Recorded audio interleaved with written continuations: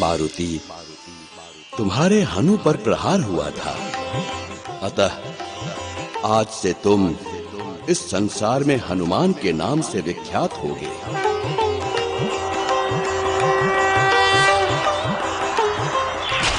और हनु पर चोट लगने के कारण मारुति संसार में हनुमान के नाम से विख्यात होगा।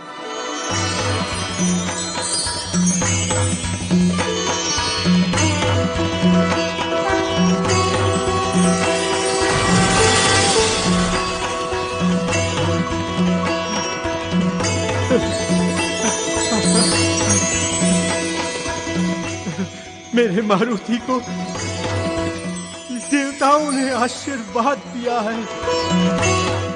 अब मेरा मारुति इस सृष्टि में अजय है। अब मेरा मारुति हनुमान के नाम से जाना जाएगा। हनुमान, हनुमान, हनुमान। प्रभु हनुमान के नाम से जाने जाएंगे।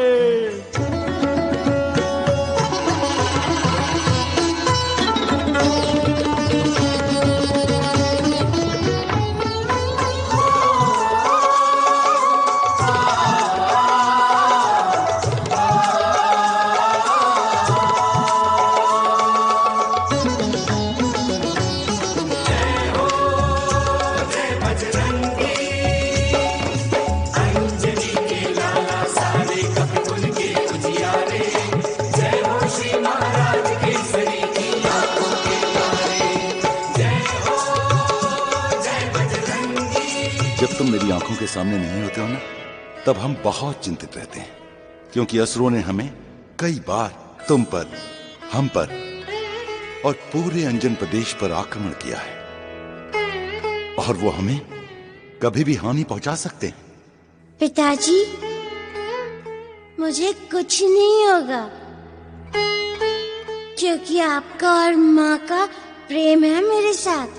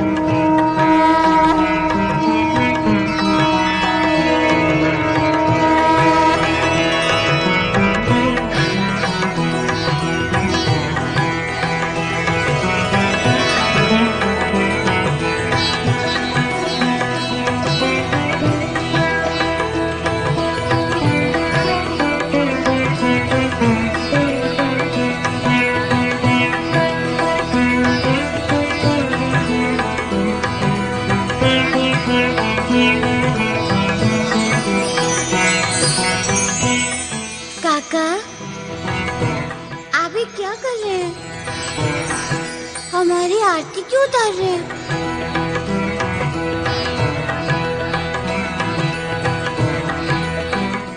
काका,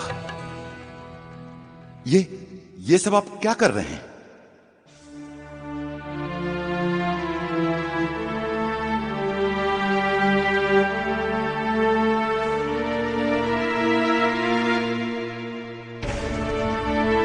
केसरी पुत्र, आज मेरा मन मारुति पर बहुत ही प्रसन्न है। इसलिए मेरा मन कर रहा था कि मारुति के लिए कुछ करें, किंतु क्या करें ये समझ नहीं पा रहा था। फिर मेरे मन ने कहा क्यों ना आरती ही कर लें।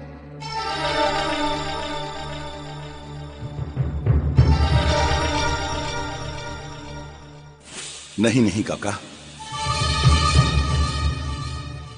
अवश्य आप हमसे कुछ छुपा रहे हैं। बात कुछ और ही है।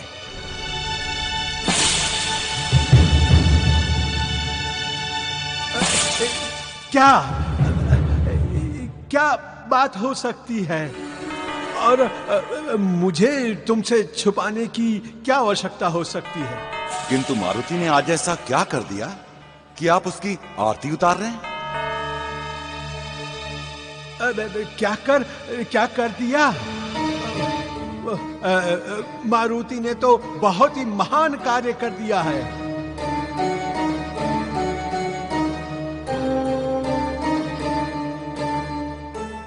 वो आकाश में उड़ना सीख गया। इसलिए पुत्र, हमें मारुति का अभिनंदन करना चाहिए। पुत्र, यदि बच्चा कोई महान कार्य करे तो उसका अभिनंदन करना ही चाहिए। तभी उस बच्चे में आगे बढ़ने का उत्साह जागृत होता है।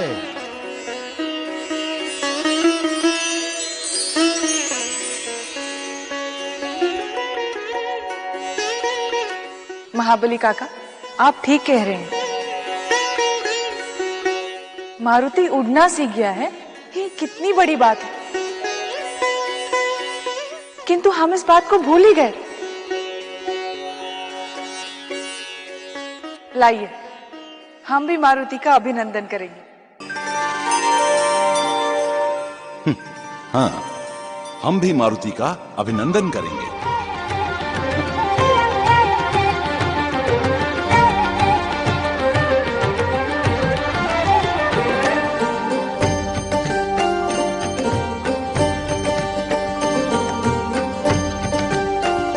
कल तक कोई हमसे बात नहीं कर रहा था और आज काका के कारण हमारी आरती की जा रही है।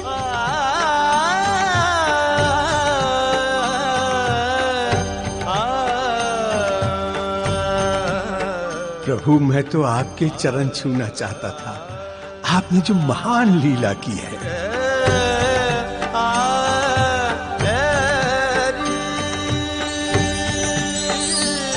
सभी देवों ने आपको शक्तियां दी, वो किसी को नहीं पता, किंतु मुझे सब पता चल गया है। हाँ काका, ब्रह्मा जी ने हमें हनुमान नाम दिया है।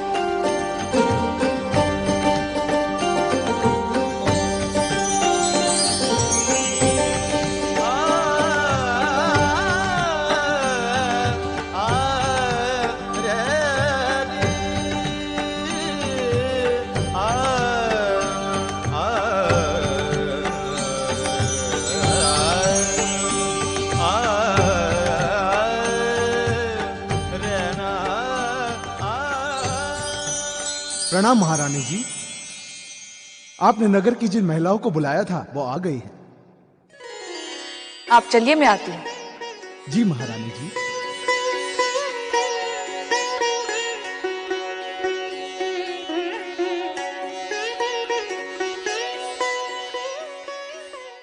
अंजन प्रदेश की सारी सुहागन नारी, जैसा कि आप जानते हैं कि 4 दिन के बाद वट अमावस्या है और मैंने आप सबको इसीलिए बुलाया है। हम इस बार भी हर वर्ष की तरह इस पूजा को बड़े धूमधाम से मनाएंगे। वट वृक्ष की पूजा करने से हमारे सौभाग्य में वृद्धि होती है और हमारे पति पर आने वाले संकट समाप्त हो जाते हैं। हम सब स्त्रियां ये व्रत साथ में करेंगी और कथा भी सुनेंगी। तो आप सब 4 दिन के बाद पूजा की तैयारियां करके वट वृक्ष के नीचे पहुंच जाइए, ठीक है? अवश्य महारानी जी।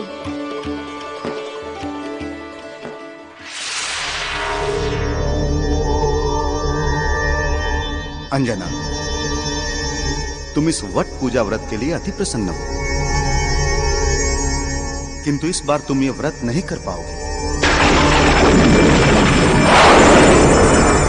क्योंकि 3 दिन पश्चात तुम्हें ये शरीर, ये संसार छोड़कर इस कुबेर के अलकापुरी में वापस आना होगा। तुम्हें स्मरण है कि तुम पिछले जन्म में हमारी अप्सरा पुंजिक स्थला थी।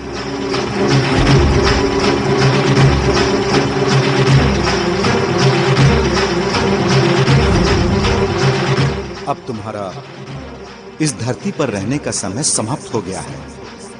3 दिन पश्चात सूर्योदय के साथ ही तुम्हारा जीवन समाप्त हो जाएगा।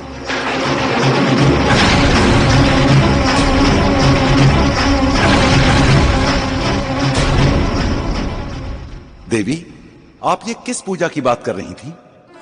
लीजिए, आप भी भूल गए। 4 दिन के बाद वट पूजा है। ओह, मैं तो भूल ही गया था।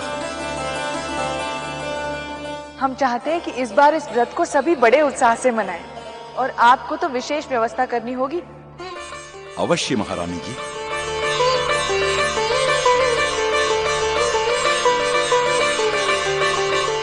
सभी के लिए भोजन की व्यवस्था आपको करनी होगी काका। और हाँ, तारा को भी संदेश भिजवा दीजिए। हम चाहते हैं कि वो यहाँ आकर इस व्रत को हमारे साथ मनाए। अवश्य महारानी। और हाँ, उनसे ये भी कहलवा दीजिएगा कि तारा यहाँ पहले ही आ जाए। अवश्य महारानी। अवश्य महारानी जी।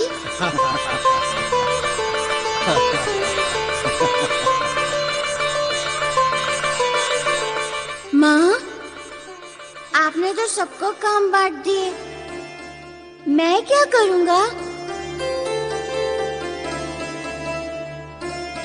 मुझे भी कुछ काम बता दो। हाँ, सारे काम तो बढ़ गए। हाँ, एक काम है जो तुम कर सकते हो। वट वृक्ष को सजाने का कार्य तुम्हारा होगा। हाँ मारुति, ये काम तुम्हें ही करना होगा। काका, किष्किंधा में बाली को इसी समय समाचार भिजवा दीजिए ताकि उसे कल सुबह होने से पहले समाचार मिल जाए। अवश्य पुत्र केसरी, अवश्य।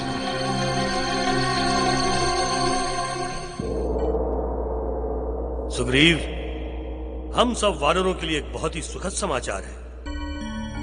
पिछले दिनों ही हमें ज्ञात हुआ है कि अंजन नरेश, केसरी के पुत्र मारुति ने उड़ना सीख लिया है। अब वो उड़ने लगा है।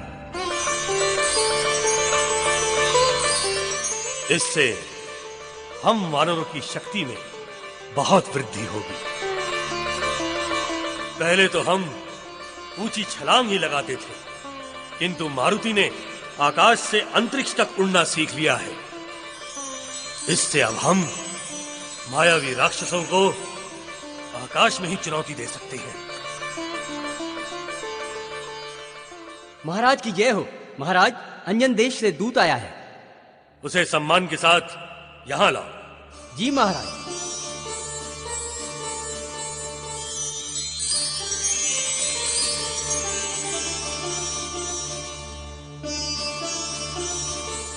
प्रणाम महाराज। हमारे मित्र केसरी के संदेशवाहक तुम्हारा किष्किंधा में स्वागत है। बताओ, हमारे मित्र ने हमारे लिए क्या समाचार भेजा है? किष्किंधा नरेश, महाराज बाली को सप्रेम प्रणाम। महाराज को विदित हो कि अंजन प्रदेश में इस वर्ष वट अमावस्या पर विशेष पूजा का आयोजन किया जा रहा है। अतः महाराज से अनुरोध है कि आप महारानी तारा और अपने समस्त बंधुत्वों को लेकर इस पूजा उत्सव में पधार कर हमें अनुग्रहित करें। भावदिया महाराज केसरी, महारानी अंजना। ये तो बहुत अच्छा समाचार लाए हो दूत। महाराज केसरी और महारानी अंजना को हमारा प्रणाम कहना और कहना कि हम दोनों वहां अवश्य आएंगे। सुग्रीव जी भैया। दूत को समुचित उपहार देकर उसे विदा करो। जी भैया। प्रणाम महाराज।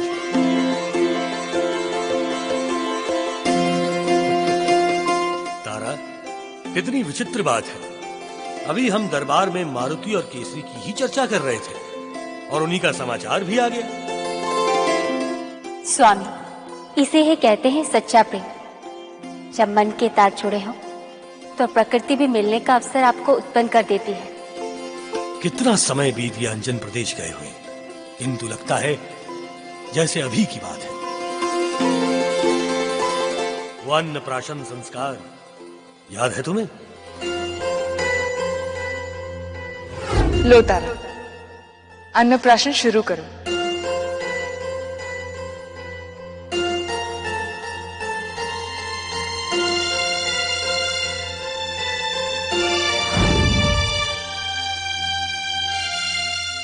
सोच क्या रहे हो बाली?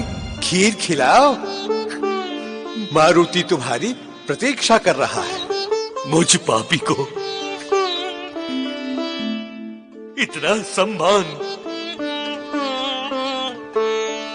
बाली, भ्रम के बादल अब छंट चुके हैं। मित्रता का सूरज वापस चमक चुका है। तुमने अपने आंसू से अपने सारे पाप धो दिए। देखो, देखो तुम्हारा भांजा तुम्हारे हाथों से खीर खाने के लिए कैसे मुंह खोले तुम्हारी प्रतीक्षा कर रहा है।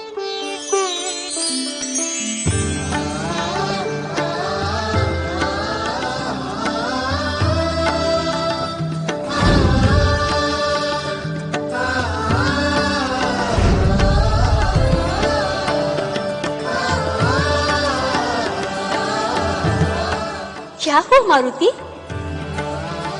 क्या कहना चाहते हो अपनी मौसी को? हाँ?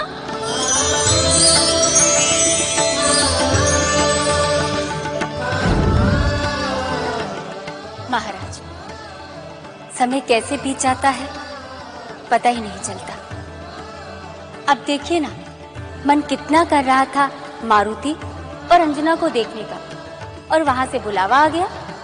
हाँ तारा, हमें भी मारुति के साथ दो दो हाथ करने हैं। सुना है बहुत ही वीर और बहुत ही साहसी है केसरी नंदन। लगता है हमारे अन्नप्राशन का प्रभाव उस पर हो गया है।